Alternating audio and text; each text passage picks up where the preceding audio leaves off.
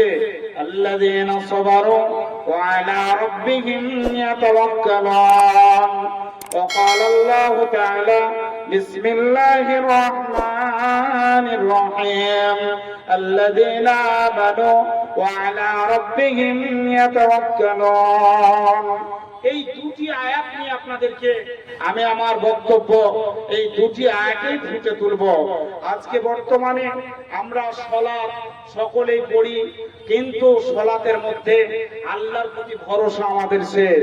আজকে আমরা মাঠে ঘাটে রাস্তাঘাটে চলাফেরা করি, কিন্তু এখানেও তাওয়াক্কুল আল্লাহ আমরা তাওয়াক্কুল যে করব আল্লাহর প্রতি, সেটা থেকে আমরা কিন্তু মুখ ফিরিয়ে নিয়েছি, যাতে করে আজকে আমরা মানুষ হয়ে আল্লাহর দরবারে যে আমাদের চাওয়া সেটা কিন্তু আমরা পারছি না।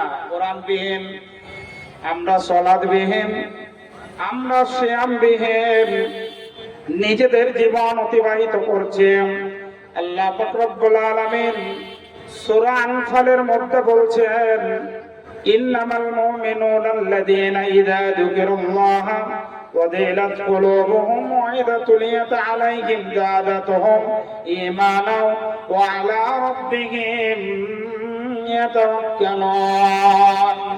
মুমিন তো তারাই যারা আল্লাহর বাণী শুনবে, আর আল্লাহর বাণী শোনাতে তাদের অন্তরটা কেঁপে উঠবে, আর অন্তরটা কেঁপে ওঠার পরে ওই আল্লাহর বাণী যখন পড়বে তখন তাদের ঈমান বৃদ্ধি পাবে, আর ওই ঈমান বৃদ্ধি পাওয়ার সাথে সাথে ওরা আল্লাহর প্রতি ভরসা করবে। এই সমস্ত মানুষকে বলা হয়েছে এরাই তাওয়াক্কালতু আলাল্লাহ। আল্লাহ তাআলা বলছেন, আল্লাযীনা আমানু ওয়া আলা রাব্বিহিম ইয়াতাওয়াক্কালুন, ওরাই আল্লাহর প্রতি ভরসা রাখে যারা ঈমান আনে আর দুনিয়ার বুকে ধৈর্য ধারণ করে। আল্লাযীনা সাবারু ওয়া আলা রাব্বিহিম ইয়াতাওয়াক্কালুন, যারা দুনিয়ার বুকে সবর ধৈর্য ধারণ করেছে এরাই আল্লাহর প্রতি ভরসা করে। আজকে পৃথিবীতে মানুষের ভরসা উঠে গেছে, আল্লাহর প্রতি ভরসা তাদের উঠে গেছে। বিভিন্ন কাজে মানুষ দৌড়াদৌড়ি আর সালাতবিহীন তাদের চলাফেরা করতে করতে জীবনটা অতিবাহিত করে দিয়েছে।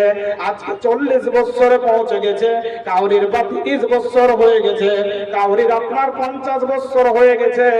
এদের সালাতটা আপনার কোথায় দাঁড়িয়ে গিয়েছে?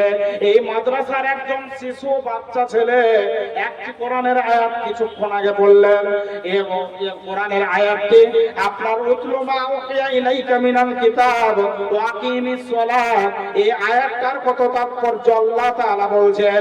এই পৃথিবীতে যারা সালাত কায়েম করবে, সালাত যারা কায়েম করতে থাকবে, 5 ওয়াক্ত সালাত যারা আদায় করবে, ওই ব্যক্তিদের জন্য প্রোটেকশন।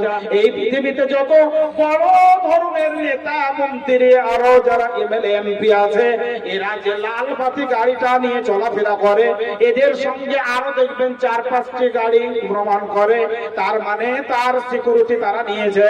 কেউ বা এজেন্ট, কেউ বা ওই ক্যাটাগরি, এই রকম ভাবে উন্নত মানের সিকিউরিটি নিয়েছে।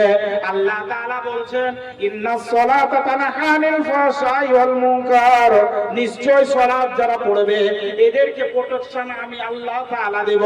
এরা মসজিদ থেকে বেরোবে, আর বেরানোর পরে তারা মদের আড্ডাতে যাবে না, তারা জুয়ার আড্ডাতে যাবে না, তাদের মুখ থেকে পরনিন্দা পরচর্চা গীবত এই কথাগুলো বের হবে না। এরা যখন কোন ফয়সালা করবে, এই ফয়সালাটা তাদের সুন্দর হবে, একবার হক বিচার করতে থাকবে। এদেরকেই বলা হয় 5 ওয়াক্ত সালাতের মুমিন বা মুসল্লি। আর এই মুসল্লি বলার কারণে এদেরকে আল্লাহ তাআলা সঠিক প্রোটেকশন দেবে। এই পৃথিবীতে আপনার অনেক ভাইরা আছেন যাদের ছেলে মেয়ে বড়, এরা সালাত পড়ান না ছেলে মেয়েদেরকে।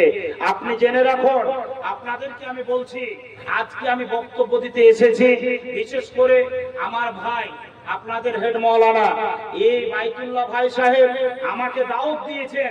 তবে কয়েকটা জিনিস আপনাদেরকে বলে যায়, আপনার ছেলেটা 12-14 বছরের ছেলে, একে আপনি সালাত পড়ার জন্য বলেন না। আপনার ছেলেটাকে কেউ যদি মারে, ওর জন্য আপনি তার সঙ্গে মারপিট করবেন, ঝগড়া করবেন। বড় আশ্চর্যের বিষয়, ওই ব্যক্তি যখন তার ছেলে মেয়েকে কেউ যদি মেরে দেয়, তাহলে তার সঙ্গে ঝগড়া ফাসাদ করবে। কিন্তু ওর ছেলেটা যখন মারা যাবে, আল্লাহ পাক রব্বুল আলামিন বলছেন, পৃথিবীর বান্দা বান্দিরা, তোরা এবার কবরে চলে যা, আর কবরের মাটিটাকে সরিয়ে ওই বাঁশটাকে তুলে দেখ একবার।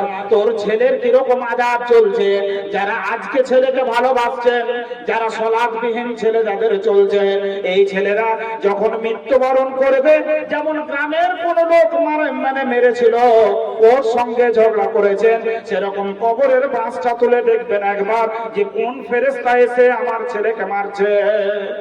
আপনার ছেলেকে যখন মারবে, হাদিদিল্লাহ দুরিবা বিহা জাবালুন লাসওয়ারা তুরাবান, এমন ভাবে ফেরেশতা আপনার ওই ছেলেকে বা আপনাকে, যারাই আপনার এই দুনিয়াতে সব কিছু পাওয়ার পরে আপনার মানতে পারেনি, এদেরকে আপনার ওই লোহা জাতীয় একটা হাতুড়ি দ্বারা আপনার কবরে তাদেরকে আঘাত করতে থাকবে। বলুন সেদিনকে আপনার ভাই, আপনার ছেলে, আপনার ধন সম্পদ, আপনার যত রকম আয় ব্যয় পৃথিবীতে ছিল, কেউ আপনাকে বাঁচাতে পারবে না। তাহলে করতে হবে কি?